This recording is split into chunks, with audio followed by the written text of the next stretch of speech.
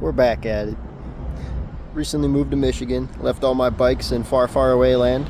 I can't get them till my 57 Chevy's running. So till then, back to bikes, baby. And I'm feeling like I'm gonna go right back to where I was before. Still got all the old ones I made. They're just down in Milwaukee area. So till then, it looks like we're gonna be building some new ones because I don't have any, and I need something for fun. Yep, just cleaned her up and gave her a look-see, and she appears to be good. This motor here, I got off a bike that was given to me for free because the guy thought he blew it up. When in reality, his chain did that thing where it just kinks over itself inside of here. So it's fine. It's literally fine. Checked it out with the borescope and everything. There's one little tiny pit inside the dead center of the cylinder, but whatever, on top of the piston, that ain't no big deal. That ain't gonna hurt nothing. Even the spark plug looks good. So all the parts are here. We got a good tensioner. We got everything we need. So pretty soon here around 3 o'clock, I'm gonna go pick up old Schwinn. I think it's a Spitfire, and about 45-minute drive to go get that, and then 45-minute back here. And by the end of the day, I should be having a running bicycle, motorized bicycle. But this pipe right here, I'm gonna be cutting this and doing some weldy stuff because these suck, but I'm gonna make it not suck. I'm pretty sure I can make this a really good pipe. It just needs the right spacing and back pressure ratio. So yeah. Also, I have no idea what brand this is. No sticker or nothing. It does have a casting number, I think, LD80, but I don't know. I'll have to look that up. Been a while since I did anything with these. I gotta freshen up on what's out there. I'm sure there's a lot of new performance parts. I'm excited to see. I haven't even looked that stuff up yet. But oh, look at that, there's our piston. It's hanging out in there. Looks fine. I don't know what that is. I'm gonna look into that. But for the most part, this looks like a good motor. Shouldn't have any problems. We're gonna make it scream. I'm back, and this is my first build in a long time. I give you Schwinn Dixie, and it ain't finished, but it's rideable, and it's like I could go to work with it or do whatever I want, you know. So this here is a I don't know the year Schwinn Speedster. I used to care about all that, but nowadays it's just, you know, it's not old enough for me to really care how old it is, because I know it's probably 70s, definitely probably 70s just looking at it. So some different stuff about this bike though. There's a reason I picked this specific frame. Normally I don't like the, you know, this style. You know, I like my belly right there, but this has a little bit of curve action going on at the top, which I admired rather than just a straight bar. So something about that made me want to do this project. That, and it's black and white, so it'll match my truck.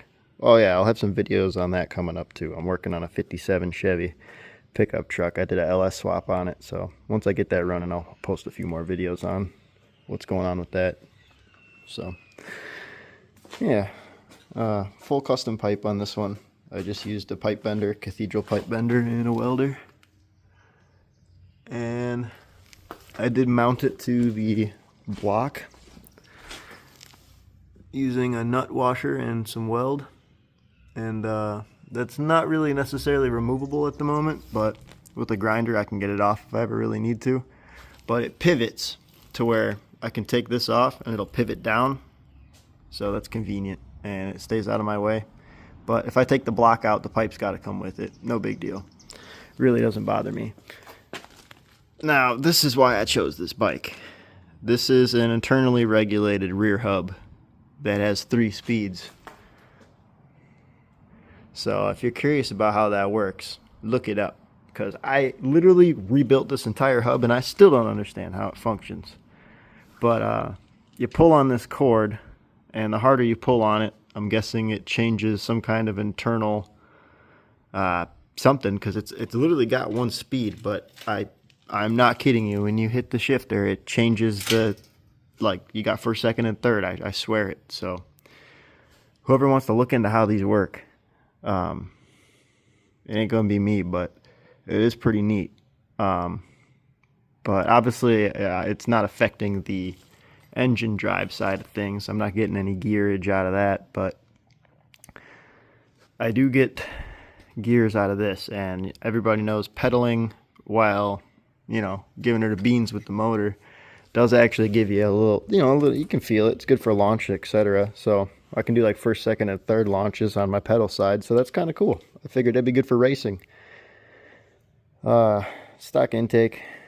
I did this little thing I like to do to the carbs. I just extend it with a little piece of pipe. I don't know why I do that. I think it makes the carbs not look so small. I think that's what older carbs just kind of look like, those old single barrel carbs that they put on like old Harleys and stuff. So yeah, I'm actually running my magneto cover on this one. A lot of people give me shit about that, and I don't blame them. But oh yeah, the whole no air filter thing. I'm sure I've addressed this already, but like, I have had so many of these motors. I've had some that I've been running since I was 9 years old, so that's 2009.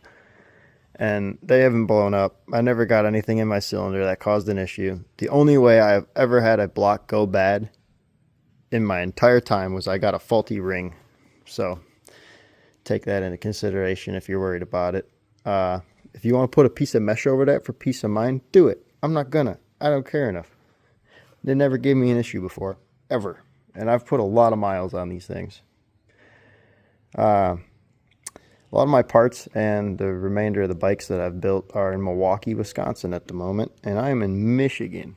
So until I feel like going all the way down to Milwaukee and getting all my stuff, this is all I got. So probably just going to be starting a whole new collection until I'm ambitious enough to put them all in one spot. But I'd like to get a high compression head for this. I'd like to get a CNC intake.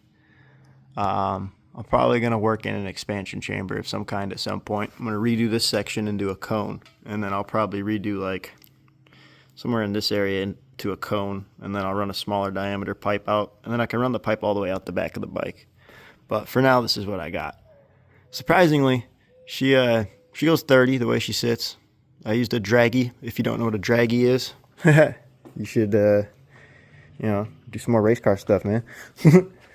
But yeah, not really much else to this. Obviously, this is my first time trying one of these tensioners that are this style.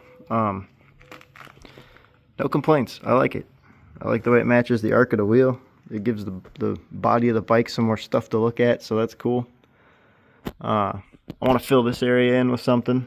Potentially a fuel filtration system of some kind is going to go right here, and then I'm going to work that into.